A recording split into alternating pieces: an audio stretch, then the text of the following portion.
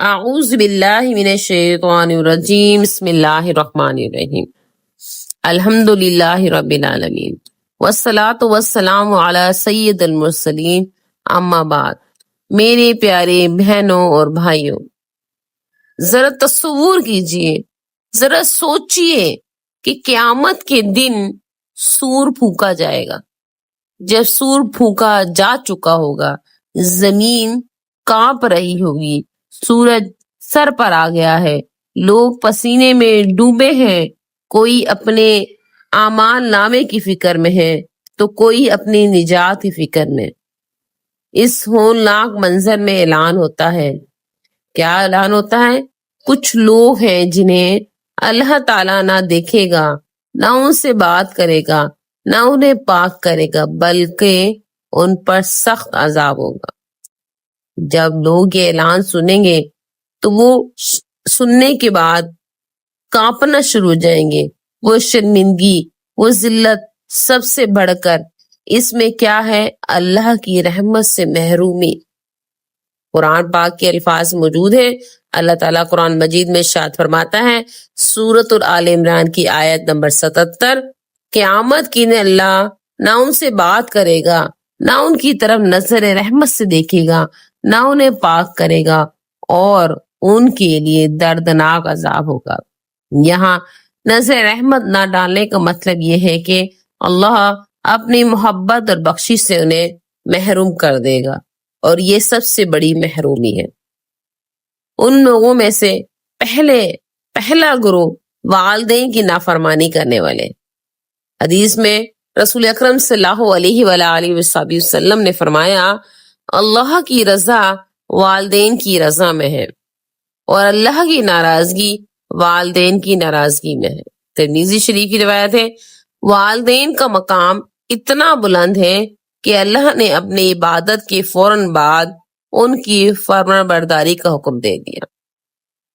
سورۃ البنی اسرائیل کی آیت نمبر 23، ماں کے قدموں تلے جنت ہے اور باپ جنت کا دروازہ۔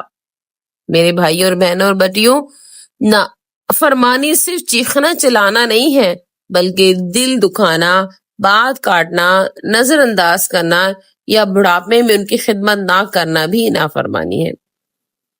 ایک شخص نے اپنی ماں کو بوجھ سمجھا اور بڑھاپے میں اسے تنہا چھوڑ دیا۔ کچھ دن بعد وہ سخت بیماری میں مبتلا ہوا اور علاج نہ ملا۔ یہ دنیا کی سزا تھی، آخرت میں یہ کہ اللہ کی نظر رحمت سے محروم ہوگا۔ استغفر اللہ۔ حضرت جریر بن عبداللہ رضی اللہ تعالی عنہ نے ایک شخص کو اپنی ماں کو کندھوں پر اٹھا کر طواف کراتے دیکھا اور پوچھا، کیا میں نے ماں کا حق ادا کر دیا؟ انہوں نے جواب دیا، تم نے ماں کی ایک آہ کا بھی حق ادا نہیں کیا۔ میرے بھائیوں، بہنوں، بیٹیوں، بیٹوں، والدین زندہ ہیں تو خدمت کریں، فوت ہو گئے تو ان کے لیے صدقہ جاریہ اور دعا کریں۔ دوسرا گروہ جھوٹی قسم کھا کر حق کھانے والا۔ حدیث ہے، جس نے جھوٹی قسم کھا کر کسی مسلمان کا حق کھایا، اللہ اس پر سخت ناراض ہوتا۔ مسلم شریف کی روایت ہے، قرآن پاک میں ایسے لوگوں کو لعنتی کہا گیا ہے۔ لین دین، وراثت، عدالت میں جھوٹ بول کر جیتنا یہ وقتی فائدہ ہے بھائیوں اور بہنوں، مگر آخرت میں یہ تباہی ہے۔ جھوٹی قسم ایک طرح سے اللہ کو گواہ بنا کر جھوٹ کہنا ہے، جو کہ بہت بڑا گناہ ہے۔ مدینے میں ایک شخص نے زمین کا ٹکڑا جھوٹی قسم سے جیتا۔ نبی کریم صلی اللہ علیہ وآلہ وسلم نے فرمایا، یہ زمین قیامت کے دن تمہارے گلے میں آگ کا توق بن کر لٹکائی جائے گی۔ میرے بھائیوں اور بہنوں، چند روپے یا زمین کے ٹکڑے کے لیے اپنی آخرت خراب نہ کریں۔ تیسرا گروہ احسان جتانے والا۔ قرآن پاک میں ارشاد فرمایا، اللہ تعالیٰ نے، اے ایمان والو، اپنے صدقات اور احسان جتا کر اور تکلیف دے کر ضائع نہ کرو۔ سورۃ بقرہ کی آیت نمبر 264۔ کسی کی مدد کرنا، بار بار اس کو یاد دلانا یا تانا دینا نیکی کو ختم کر دیتا ہے۔ نیکی کا مطلب کیا ہے؟ نیکی کا مطلب ہے اللہ کے لیے کرنا، بدلے کی امید لوگوں سے نہیں بلکہ اللہ سے رکھنا۔ ایک شخص نے غریب کو کھانا کھلایا، پھر سب کے سامنے کہا میں نے اسے بھوکا دیکھا تو کھلایا. نبی کریم صلی اللہ علیہ وآلہ وسلم نے فرمایا یہ تمہارے لیے دنیا کا اجر ہے اور آخرت کا نہیں ہے. چوتھا گروہ زبان سے تکلیف دینے والا.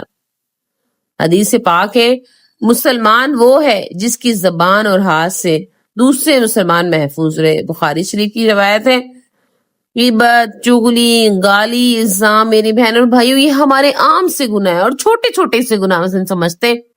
یہ سب سے زیادہ بڑے گناہ ہیں جو نیکیوں کو کھا جاتے ہیں. یہ وہ گناہ جو ہم نے نیکیاں ساری زندگی کرتے ہیں اور اگر ہم ایک نے غیبت کی، ایک چغلی کی، ایک گالی تھی وہ ہماری ساری نیکیوں کو کھا گئے. قیامت کے دن غیبت کرنے والوں کی نیکیاں ان لوگوں کو دے دی جائیں گی جن کی انہوں نے برائی کی تھی. ایک عورت تہجد گزار تھی لیکن زبان سے لوگوں کو ستاتی تھی. نبی کریم صلی اللہ علیہ وآلہ وسلم نے فرمایا وہ جہنمی ہے. پانچواں گروہ نافرمانی کرنے والے حکمران یا ذمہ دار. حدیث پاک ہے قیامت کے دن سب سے زیادہ ناپسندہ شخص اللہ کے نزدیک ظالم حکمران ہوگا. ناانصافی صرف ملک چلانے میں نہیں بلکہ گھر، کاروبار یا کسی بھی ذمہ داری میں ہو سکتی ہے. ملازمین کے حق نہ دینا، بیوی بچوں کے ساتھ ظلم کرنا یا کسی کے ساتھ جان بوجھ کر ناانصافی کرنا اس سب میں شامل ہے. ایک قاضی نے جان بوجھ کر غلط فیصلہ دیا، موت کے بعد قبر میں سخت عذاب میں مبتلا ہو گئے.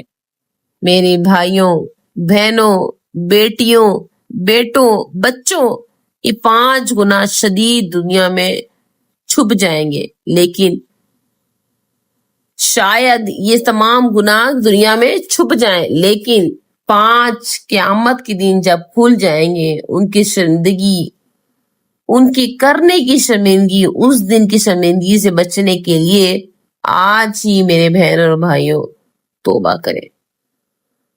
اے اللہ ہمیں ان 5 گناہوں میں شامل نہ کر. ہمارے والدین کو ہم سے راضی رکھ. ہمیں ظلم، جھوٹ، تکبر سے بچا. ہماری زبان کو غیبت اور چغلی سے محفوظ رکھ اور قیامت کے دن اپنی رحمت کی نظر سے نواز دے. آمین. وآخر دعوانا ان الحمد للہ رب العالمین.